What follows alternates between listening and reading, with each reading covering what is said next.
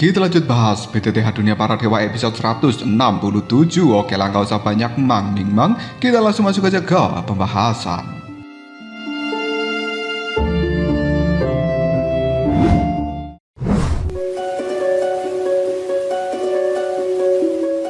Delapan belas senar dari kecapi itu bergetar semakin cepat. Perlahan-lahan kabur menjadi bayangan senar berkabut. Souyen merasakan kecemasan di dalam hatinya semakin kuat. Rasa pusing tiba-tiba saja muncul dan terasa tidak nyaman, seolah-olah 1000 pedang sedang menyiksa seorang Souyen. Jiwa yang tersisa di dalam kecapi itu pun merasakan sedikit kejutan dan berkata pada dirinya sendiri, "Oh, dia masih bisa melawan sedikit ya. Bocah ini sepertinya tidak sepenuhnya tidak berguna. Meskipun dia sangat bodoh, tapi kekuatannya cukup lumayan." Namun, dia tidak akan pernah mampu bertahan lebih lama lagi. Seperti yang telah diduga, Souyen perlahan-lahan tak mampu menahannya dan cairan merah merembes keluar dari sudut mulutnya, serta butiran-butiran merah juga keluar dari setiap pori-pori di tubuh Souyen.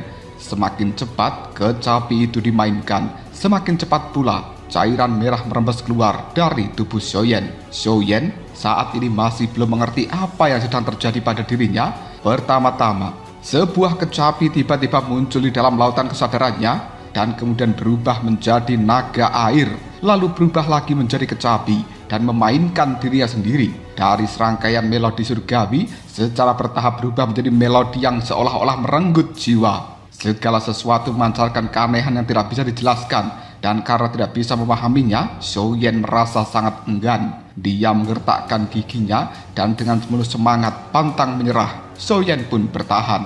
Jika Souyen bisa bertahan hingga musik dari kecapi itu berhenti, maka sisa jiwa di dalam kecapi mungkin juga akan sedikit berkurang amarahnya. Namun jika Souyen tidak mampu bertahan ketika musik dari kecapi berakhir, maka Souyen juga akan tamat. Suara dari kecapi terus mengalir.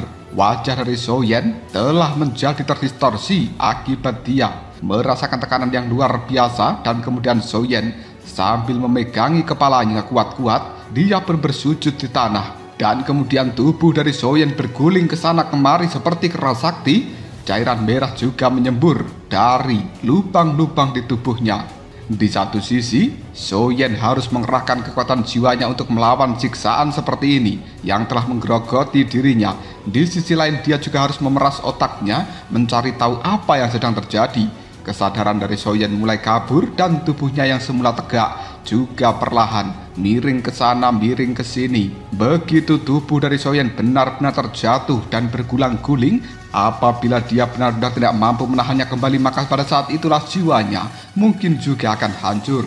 Waktu berlalu dengan sangat cepat. Tubuh dari Souyen kini berdiri kembali dan dia condong 45 derajat ke arah depan. Sisa jiwa yang berada di dalam kecapi itu pun berkata kembali, tahap akhir bintang 4 Dodi masih bisa bertahan selama ini. Setelah mengatakan hal seperti itu, sisa jiwa tersebut memperhatikan tubuh dari Souyen dengan seksama, dan detik berikutnya dia penuh dengan keterkejutan. Kekuatan bocah ini berada di puncak alam kaisar sepenuhnya. Sungguh kekuatan jiwa yang luar biasa, tidak heran. Tapi bagaimana mungkin seorang bocah yang hanya berada di tahap akhir bintang 4 Dodi dengan tubuh yang kecil bisa memiliki kekuatan jiwa yang luar biasa. Aku pada saat itu ketika mencapai puncak alam kaisar, bahkan kekuatan Doukiku sudah sangat tinggi. Jika aku tidak salah ingat, aku pada saat itu berada di tahap akhir bintang 6 Dodi. Namun bocah kecil ini bisa mencapai kekuatan jiwa puncak alam kaisar hanya dengan kekuatan tahap akhir bintang 4 Dodi. Ini benar-benar sesuatu yang belum pernah aku lihat selama hidupku. Tapi jika dia adalah orang yang jenius, dia pasti seorang yang berpikiran teliti, pandai memanfaatkan setiap kesempatan. Bagaimana mungkin dia tidak memiliki sebuah pemahaman yang bijaksana terhadap musik yang sedang kumainkan? Dengan pikiranku ini, apa sebenarnya yang telah terjadi? Sisa jiwa di dalam kecapi ini benar-benar bingung, dan faktanya sisa jiwa tersebut sama sekali gagal mempertimbangkan bahwa menggunakan musik kecapi sebagai demonstrasi sebuah alam adalah kasus yang hampir unik di dalam benua Dodi. Bagaimana mungkin hal seperti ini bisa dengan mudah dipahami?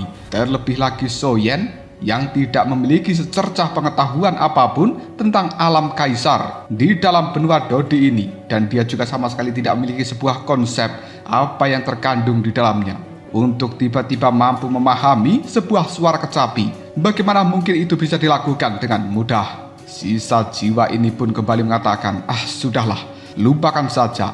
Setelah menunggu selama ratusan ribu tahun, manusia kecil yang aneh ini akhirnya tiba. Aku tetap akan memberikannya sebuah kesempatan. Sisa jiwa setelah berkata pada diri sendiri, dia kemudian memainkan kecapinya secara perlahan, lalu berhenti dan segalanya menjadi lebih tenang serta damai. Tekanan yang telah menimpa tubuh dari Soyen lenyap tanpa jejak, seolah-olah tidak pernah terjadi apapun. Kecapi itu pun kemudian melayang dengan tenang di lautan kesadaran jiwa milik Soyen ini. Merasa telah mendapatkan kembali atas kekuatan jiwa dari lautan kesadaran jiwanya sendiri, Soyen mengabaikan perasaan gembira karena lolos dari kematian dan kemudian dia memakan pil obat ke dalam mulutnya.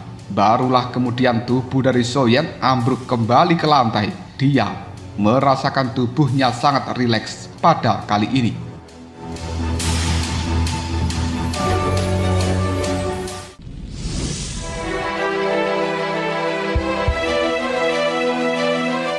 Setelah sekian lama melihat kecapi itu tidak bergerak, Soyen duduk dengan tegak, yang kemudian memanfaatkan waktunya untuk memulihkan Doki dan juga kekuatan jiwanya yang hampir terkuras habis. Setelah beberapa saat, cahaya dari kecapi semakin gelap dan tiba-tiba muncul awan yang tebal di dalam lautan kesadaran jiwa Soyen ini, menunjukkan tanda-tanda munculnya badai yang luar biasa. Soyen kemudian memadatkan kekuatan jiwanya menjadi jiwa yang kecil yang cukup mirip dengan dirinya, dan kemudian di dalam lautan kesadaran jiwanya ini, jiwa kecil milik Soyen pun menatap pada kecapi dan bertanya-tanya apa maksud dari semua ini. Soyen berdoa di dalam hatinya, aku mohon jangan ada lagi pertunjukan yang sangat megah yang membuatku tersiksa. Namun sayangnya di dalam dunia ini, apa yang paling ditakuti justru akan terjadi. Sisa jiwa yang berada di dalam kecapi itu pun menatap ekspresi di wajah Soyen yang masih nampak bingung dan tidak mengerti apapun. Secercah konflik langsung terlintas di dalam pandangan mata dari sisa jiwa ini, dan dia bergumam dalam dirinya sendiri. Tapi apakah benar-benar ada harapan dalam mempercayakan ratusan ribu tahun kebingunganku kepada sebuah kebijaksanaan dari seorang Dodi muda? Atau aku hanya telah terkikis oleh waktu mencari obat di dalam sebuah keputusasaan? Seberapa panjang jalan seorang Dodi, sekalipun kekuatan jiwanya telah mencapai alam kaisar seperti itu di usia yang masih sangat muda, namun itu tetaplah langka, dan pada akhirnya dia masih belum memiliki banyak pengalaman hidupnya. Seberapa banyak sifat manusia dan juga urusan duniawi yang benar-benar bisa dia pahami, dan berapa banyak suka serta duka yang bisa dia alami. Sungguh menggelikan, sungguh menggelikan. Akhirnya aku bertemu dengan seorang yang telah mengaktifkan jejak jiwaku, dan aku begitu bingung di dalam pikiranku sendiri. Sepertinya aku memang benar-benar sudah tua. Tapi tidak apa-apa, biarkan aku bertindak bodoh sekali saja dan memberikan si bocah kecil ini kebaikan hati, dan ini adalah alasan untuk meyakinkan diriku sendiri agar aku bisa menerima bantuannya. Namun aku hanya bisa memberikannya satu kesempatan. Apabila bocah ini mengecewakan diriku lagi, meskipun dia seorang jenius yang tidak tertandingi, aku tidak akan pernah ragu untuk menghancurkan dia tanpa ampun. Kecapi itu tiba-tiba saja melayang tinggi ke arah langit. Dalam tatapan mata Soyen, kecapi pada saat ini telah berubah menjadi warna hitam yang samar-samar menyatu dengan awan hitam di langit. Tak lama kemudian musik kecapi yang cukup sunyi disertai angin yang dingin dan juga hujan yang menusuk tulang terdengar dari arah langit, mengaduk sebuah gelombang setinggi ribuan kaki di dalam lautan kesadaran milik Soyen ini. Soyen seketika langsung disambar petir. Dia pun menyemburkan cairan merah yang menciptakan semburan kabut berwarna merah. Soyen berkata, sialan, Sungguh bencana yang tidak terduga. Mendengarkan musik kecapi saja bahkan bisa menghasilkan melodi yang sangat mematikan. Apakah hidupku memang harus berakhir kali ini? Setelah mendengarkan suara melodi dari kecapi tersebut, pada akhirnya kecapinya pun diam, tidak berbunyi lagi. Namun tekanan yang telah menimpa tubuh dari Soyen bahkan lebih mengerikan daripada sebelumnya. Soyen seolah dunia telah berputar-putar. Sungguh tekanan yang sangat kuat. Satu sisa jiwa saja bisa menyebabkan kehebohan seperti ini, bahkan memancarkan dauki yang sangat luar biasa. Tingkat apa sebenarnya sisa jiwa yang berada di dalam kecapi ini sebelum dia mati? Tapi kurasa dia bukan orang yang berada di bintang 9 Dodi, bukan? Semakin Soyen merasakan kekuatan lawannya, semakin dia tidak berdaya dan juga lebih marah. Karena Soyen merasa bahwa dirinya sudah akan tamat. Tidak ada gunanya lagi takut pada orang ini yang kemudian membuat Soyen berteriak dengan keras. Hei sisa jiwa sialan, terisolasi selama ratusan ribu tahun awalnya kau tak bisa menahan keinginanmu untuk bermain dan memperlakukanku sebagai pendengar untuk melampiaskan frustasimu itu. Setelah itu kau bahkan tidak merasa berterima kasih, bahkan memperlakukan diriku sebagai objek untuk melampiaskan keluhanmu yang telah terpendam, melepaskan kebencianmu yang sudah lama berada di dalam dirimu. Meskipun aku tidak tahu dari mana kebencianmu ini berasal, apa hubungannya semua ini dengan diriku? Apakah seorang Dodi di tahap puncak yang terhormat hanya tahu cara melampiaskan amarah pada generasi muda dan juga menindas kekuatan Dodi yang lebih rendah? Apakah Aula Wenshin ini sebenarnya penuh dengan orang-orang sepertimu yang hanya menilai apakah suatu pertanyaan bisa dijawab berdasarkan tingkat alamnya? Mendengarkan Soyen berani berkata seperti itu, sisa jiwa yang berada di dalam kecapi awalnya berniat memberikan Soyen sebuah kesempatan. Namun, dia tiba-tiba menjadi marah kembali ketika mendengarkan ocehan dari Soyen ini.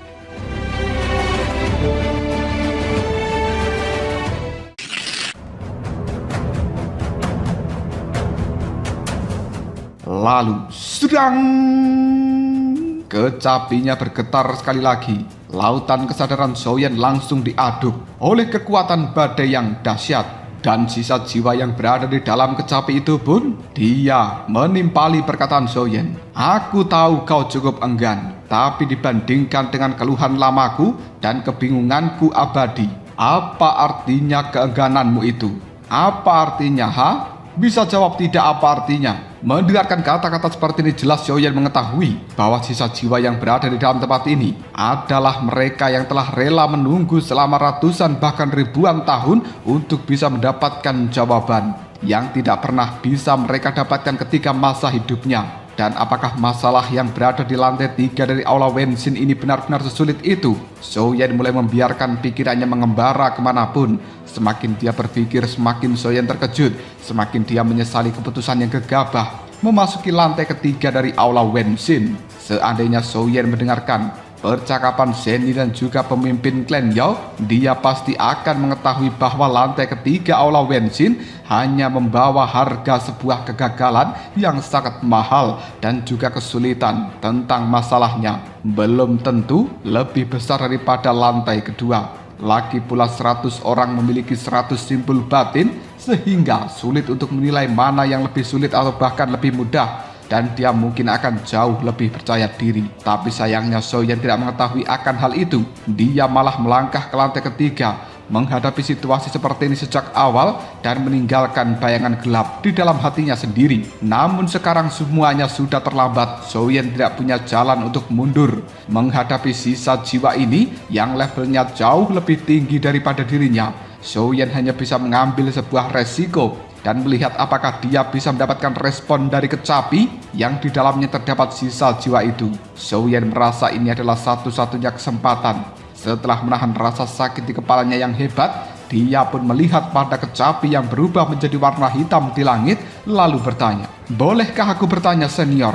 Masalah apa yang telah menyebabkan dirimu begitu banyak menyimpan rasa kesal dan juga kebingungan?" Pertanyaan dari Soyen itu pun langsung memicu ingatan yang cukup menyakitkan dan juga membingungkan dari sisa jiwa di dalam kecapi. Akhirnya, Kecapi itu pun bergetar tanpa henti dengan aliran kekuatan hitam yang terus-menerus keluar dari dalamnya. Lalu terdengarlah kembali suara serak dan juga putus asa. Selama bertahun-tahun yang tidak terhitung jumlahnya, aku telah menunggu dengan getir di dalam aula yang gelap ini, menghitung hingga puluhan ribu tahun. Namun tidak ada seorang pun yang datang untuk menyelesaikan kebingungan di dalam sifat hatiku. Bagaimana mungkin aku tidak membenci tentang hal ini? Hari ini pada akhirnya aku yang telah menunggu seseorang untuk mengaktifkan jejak jiwaku. Tapi orang itu adalah kau, Dodi tingkat rendah dengan kultivasi yang dangkal. Apa yang membuatmu memenuhi syarat untuk menyelesaikan seluruh kebingungan dari diriku? Aku tahu bahwa kau hanya berjuang sia-sia, tapi tidak ada gunanya. Dan apa gunanya melakukan sesuatu yang kau tahu itu mustahil? Hanya akan membuang-buang waktu dari kita berdua. Atau mungkin kau sebaiknya menerima kematianmu saja. Sisa jiwa di dalam kecapi itu mulai tidak sabar. Dan kali ini, kecapi yang telah berubah menjadi warna hitam telah dipenuhi oleh banyak retakan yang seolah-olah bisa hancur kapan saja. Suara kecapi kembali berbunyi. Hal ini menimbulkan sebuah kekuatan yang berubah menjadi petir dan menekan Soyen. Untuk melihat apakah Dodi tingkat rendah ini bisa menyelesaikan kebingungannya atau hanya mencoba untuk mengulur waktu saja. Jika tekad dari Soyen tidak cukup kuat dan dia menunjukkan rasa takut, maka sisa jiwa di dalam kecapi akan dengan tegas memutuskan bahwa Soyen tidak akan pernah bisa menemukan jawaban atas kebingungannya, dan kekuatan yang dahsyat itu pasti akan menyebabkan Soyen binasa. Bahkan jiwanya juga pasti lenyap. Soyen menggelengkan kepalanya tersenyum pahit, yang kemudian dia pun berkata, tidak heran jika sisa jiwa dari kecapi ini menyimpan kebencian dan juga kemarahannya begitu besar. Dia telah menunggu dan juga menunggu selama ratusan ribu tahun agar seseorang menyelesaikan kebingungannya, tapi tidak pernah ada yang mengaktifkan jejak jiwanya. Hari ini aku telah mengaktifkan jejak jiwa itu, tapi dia tidak menyukaiku karena kekuatanku yang rendah dan tidak percaya aku akan bisa menyelesaikan seluruh kebingungannya. Apakah ini? Haruskah aku menyebut diriku beruntung atau tidak beruntung? Tanpa mencoba, bagaimana aku bisa menyimpulkan bahwa diriku tidak bisa menyelesaikan kebingunganmu? Tidak memberiku kesempatan juga berarti kau menutup kesempatan untuk dirimu sendiri. Senior, apakah kau ingin terus menunggu dengan getir di dalam kegelapan yang tidak terbatas ini? Ketika kata-kata terakhir Soyen terucap, kecapi itu pun mulai bergerak ke arah bawah, tiba-tiba berhenti tepat di atas kepala Soyen. Dan kali ini seluruh angin, petir, dan gelombang apapun lenyap. Semuanya tampak membeku pada saat itu. Soyen merasakan hawa dingin di atas kepalanya. Kata-katanya telah berhasil, tapi dia tidak berani bertindak dengan gegabah karena takut sisa jiwa di dalam kecapi ini akan terprovokasi yang kemudian kembali menjadi lebih liar.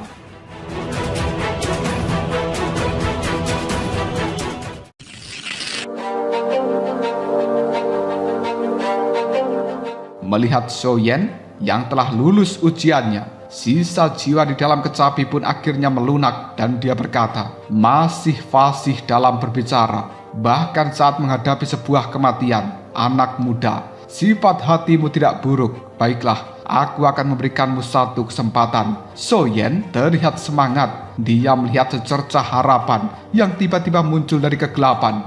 Senior, silakan bicara. Sisa jiwa itu pun kemudian berkata, hal ini sudah terjadi bertahun-tahun yang lalu. Pada saat itu, aku, bakat dari lelaki tua ini tidaklah luar biasa di dalam benua Dodi. Aku hanyalah sebutir pasir di padang pasir yang sangat luas dan mungkin yang terkecil serta yang paling tidak mencolok. Hampir tidak ada seorang pun di dalam klan yang mau bergaul dengan diriku dan membuatku menjadi sangat minder. Mendengarkan hal seperti ini, Soyen pun tercengang. Dia tidak menyangka bahwa Dodi yang berdiri di puncak begitu misterius pada saat itu. Dan kemudian sisa jiwa ini pun melanjutkan kata-katanya. Karena lelaki tua ini memang menyukai sebuah musik. Senjataku bukanlah pedang, bukanlah palu, bukanlah belati, melainkan kecapi ini yang tampaknya tidak cukup cocok dijadikan sebuah senjata. Pada saat itu semua orang menyarankan diriku untuk mengganti saja karena teknik kecapi sangat sedikit bahkan hampir tidak ada di dalam dunia dan semuanya harus kupelajari sendiri. Seandainya aku seorang jenius dengan bakat luar biasa, aku mungkin bisa menciptakan jalanku sendiri. Betapapun tidak cocoknya senjata ini, tapi di mata semua orang aku sudah biasa saja dan menggunakan senjata yang tidak terlalu cocok seperti ini. Aku merasa berbeda. Dan perbedaan ini telah mengubur diriku di dalam lautan manusia, hampir tanpa harapan untuk dilihat siapapun. Jadi orang-orang itu semakin menjauh dari diriku, dan aku juga menjadi semakin tertutup, diliputi oleh sebuah kesedihan sepanjang hari. Soyen bertanya, lalu senior, kenapa Anda tidak mendengarkan saran dari mereka dan berlatih senjata yang lain saja? Sisa jiwa di dalam kecapi pun kemudian mengatakan, jika itu kau, ketika dihadapkan dengan hasratmu dan juga pilihanmu untuk dengan enggan mengikuti jalan yang diinginkan orang lain untukmu, bagaimana kau akan memilih? Soyen terdiam. Hasrat, jika seseorang tidak bisa hidup untuk apa yang dicintainya, bahkan jika ada prestasi, kemungkinan besar prestasi tersebut hanya akan sangat terbatas. Sisa jiwa di dalam kecapi menatap Soyen. Sedikit kelegaan muncul di dalam hatinya karena telah menemukan pemikiran yang cocok. Dan sisa jiwa itu kembali mengatakan, bukankah begitu? Namun saat itu aku berjuang dengan susah payah untuk waktu yang sangat lama sebelum pada akhirnya aku berpegang teguh pada pilihanku. Dalam hal ini anak muda, kau lebih kuat dariku. Soyen tersenyum malu-malu, menatap pada kecapi yang ada di hadapannya, dan dia juga memikirkan kesulitan serta pengorbanan apa yang telah ditanggung oleh senior di dalam kecapi ini yang dengan gigih, hingga akhirnya dia mencapai kekuatan puncak. Perasaan hormat muncul di dalam hati seorang Soyen. Soyen kemudian berkata kembali, senior, lalu apa yang telah terjadi setelah Anda menjadi seorang Dodi di puncak kekuatan? Apakah Anda mulai menyimpan dendam terhadap anggota klanmu karena bersikap dingin terhadap dirimu sebelumnya, tapi karena mempertimbangkan ikatan klan dan juga garis keturunan, kau tidak bisa melampiaskan dendam itu di dalam hatimu sehingga kau kebingungan bagaimana menangani hubungan masa depan dengan anggota klanmu tersebut? Sisa jiwa terdiam sejenak lalu dia melanjutkan, memang ada sebagian dari itu, tapi kita terhubung oleh garis keturunan. Lagi pula, jika bukan karena rasa jijik mereka, aku tidak akan berusaha sekeras ini. Bisa dikatakan mereka juga berkontribusi pada pencapaian dariku. Dan bagaimana mungkin aku menyimpan dendam yang belum terselesaikan atas hal-hal seperti itu? Soyen lalu mengatakan, lalu apa sebenarnya yang telah terjadi senior? Sisa jiwa di dalam kecapi kemudian berkata, apakah kau ingin meminum beberapa pil obat terlebih dahulu? Soyen terkejut. Apa maksudnya? Jika aku tidak bisa menjawab pertanyaanmu nanti, bukankah hasilnya tetap sama? Apakah senior, kau berencana membiarkanku pergi? Sisa jiwa itu pun kemudian menimpali, kau hanya berharap aturan tidak bisa diubah. Aku hanya merasa kau cukup menarik dan aku khawatir kau tidak akan bisa bertahan sampai kau selesai mendengarkan ceritaku. Minumlah pil obatmu agar ceritaku tidak sangat mempengaruhi bagi dirimu. Ada orang yang ketika mendengarkan ceritaku akan sekarat saat itu juga, tapi juga akan ada orang yang sekarat di lain waktu. Putuskan sendiri. Bahkan sekarang sisa jiwa di dalam kecapi ini masih belum sepenuhnya percaya pada Soyen bahwa bocah ini bisa menyelesaikan kebingungannya. Dengan kekuatan rendah dari seorang Soyen, apa yang mungkin bisa dia pahami? Dia telah memberikan Soyen sebuah kesempatan agar seorang bisa mendengarkan ceritanya sampai akhir. Soyen menggelengkan kepalanya dengan sedikit penyesalan. Dia juga ingin memahami implikasi dari hal ini, dan dia kemudian dengan santai menggenggam segenggam pil obat lalu menelannya begitu saja.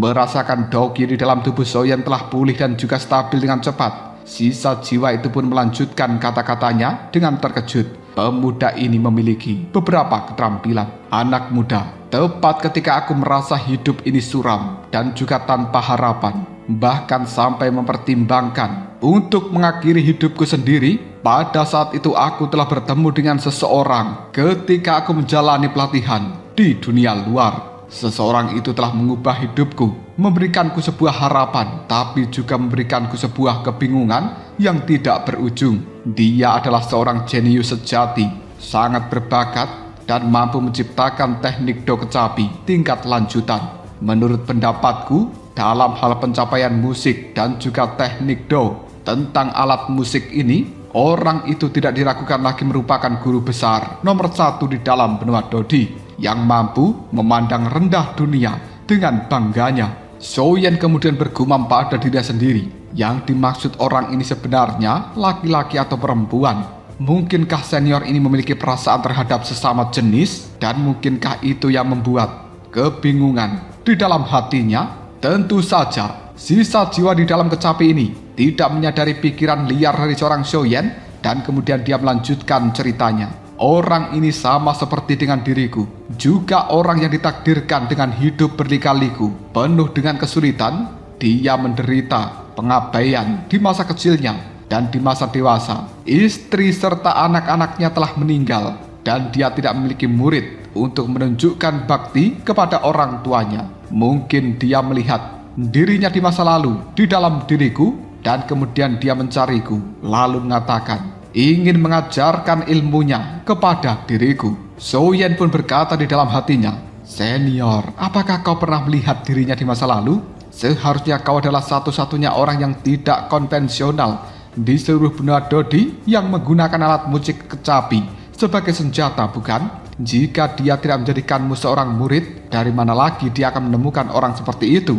Sisa jiwa di dalam kecapi ini kembali berkata, "Lalu kemudian orang itu membawaku pergi dari klan Yao untuk mengembara di dalam dunia dengan tekun mengajarkan seluruh ilmu yang telah dia pelajari padaku. Karena itulah, dia merupakan satu-satunya orang di dalam hidupku yang telah membuatku merasa sangat hangat dan memberikanku arahan untuk masa depan. Meskipun aku tidak melakukan upacara penghormatan sebagai guru dan murid, namun aku tetap menganggap dia guruku di dalam hatiku dan juga merupakan orang tua keduaku. Karena itulah aku belajar dengan sangat serius, takut jika dia mungkin akan kecewa padaku jika tidak mampu menguasai berbagai hal yang telah diajarkan padaku."